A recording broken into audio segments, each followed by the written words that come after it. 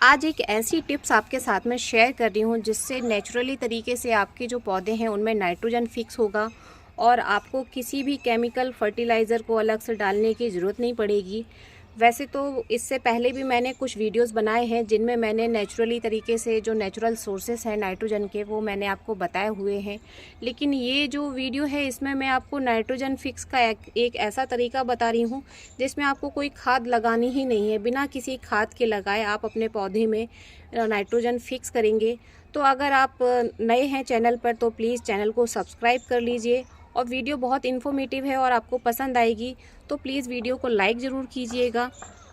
तो एक बहुत इम्पॉर्टेंट चीज़ ये है कि जो नाइट्रोजन फिक्सिंग वाला जो हमारा बैक्टीरिया होता है जिसको हम राइजोबियम या एजिटोबैक्टर बोलते हैं, ये हमें उन पौधों के नीचे देखने को मिलता है जिनमें फलियां लगी होती हैं। जैसे आप सहजन का पौधा देख लीजिए या फिर आप गुलमोहर का पौधा देख लीजिए या फिर जैसे हमारे खेतों में जो मटर लगती है या जो दालें हैं, तो इन सभी पौधों के नीचे आपको जो है ये बैक्टीरिया आपको बहुत आसानी से देखने को मिल जाएगा।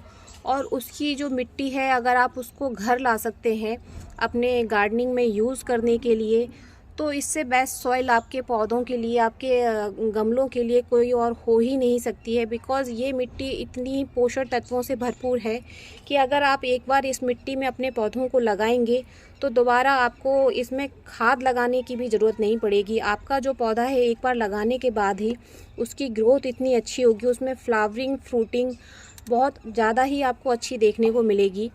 अगर आपने अपने घर में कभी मेथी लगाई है तो आप देखिएगा कि उसकी जो मिट्टी होती है उसमें छोटी छोटी गांठें पड़ जाती हैं और आप अपनी उस मेथी लगाई हुई जो मिट्टी है उसको जब आप उसी मिट्टी को दूसरे किसी पौधे के लिए यूज़ करते हैं तो आप जो मैं आपको बात बोल रही हूँ वो रिज़ल्ट आपको जो है विजिबल देखने को मिलेगा।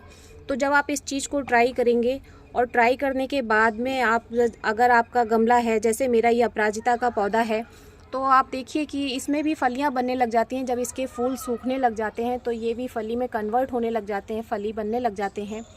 तो ये भी एक ऐसा पौधा है जिसमें हमें ये बैक्टीरिया जो है बहुत आसानी से देखने को मिल जाता है। तो अगर आपके पास में इस तरह का कोई पौधा है जिसमें आप इस तरह की मिट्टी को यूज़ करेंगे तो आपको 1 वीक या 2 वीक के बाद में आपको इसमें बहुत अच्छा रिजल्ट देखने को मिलेगा। और जब आपको इस तरह का कोई रिजल्ट देखने को मिलेगा तब आप मुझे कमेंट सेक्शन में आकर बताइएगा कि आपने जब इस मिट्टी को यूज़ किया है तो आपको किस तरह के रिजल्ट जो हैं वो देखने को मिले हैं। क्योंकि ये जो बैक्टीरिया है ये इन पौधों के नीचे खुद ब खुद होता है, इसको प्रकृति ने बनाया ही इसी काम के लिए। इसको हम खुद नहीं बना सकते हैं, ना हम इसको वहाँ लगा सकते हैं। तो जैसे अगर आपके गार्डन में जगह है, जैसे मैं छत पर गार्डनिंग करती हूँ तो मेरे पास इस तरह की जगह नहीं है, लेकिन अगर आपके गार्डन में जगह है तो आप इस तरह के प्लांट्स को अगर जब लगाएंगे और उनके जो आसपास की जो सॉइल है उसको अपने गार्डन में यूज़ करेंगे तो आपके प्लांट्स के लिए बहुत ही अच्छे आपको रिजल्ट्स मिलेंगे। क्योंकि हमारे जो प्लांट्स हैं ये खुद ब खुद नाइट्रोजन नहीं ले सकते हैं, इसीलिए हमें टाइम टू टाइम इनमें एनपीके जो देना पड़ता है या नाइट्रोजन रिच जो खाद हम बनाते हैं अपने घरों में हमें वो देनी पड़ती है। नहीं तो हमारे जो पत्ते हैं वो पीले पड़ने लग जाते हैं या जो फ्लावरिंग होती है वो अच्छी नहीं होती है। तो हम इनमें टाइम टू टाइम कोई ना कोई नाइट्रोजन वाली खाद देते रहते हैं।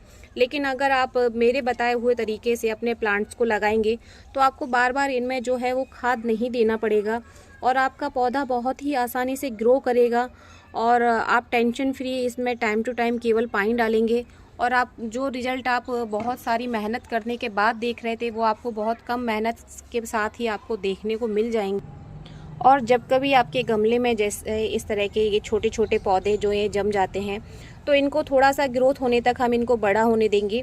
क्योंकि अगर इन पौधों में कोई नाइट्रोजन ये अगर फली वाला कोई पौधा हुआ, क्योंकि अभी ये छोटे हैं तो हमें मालूम नहीं है, लेकिन अगर ये कोई फली वाला पौधा हुआ तो इसके नीचे भी नाइट्रोजन फिक्सिंग वाला जो बैक्टीरिया है वो ज़रूर पनपेगा।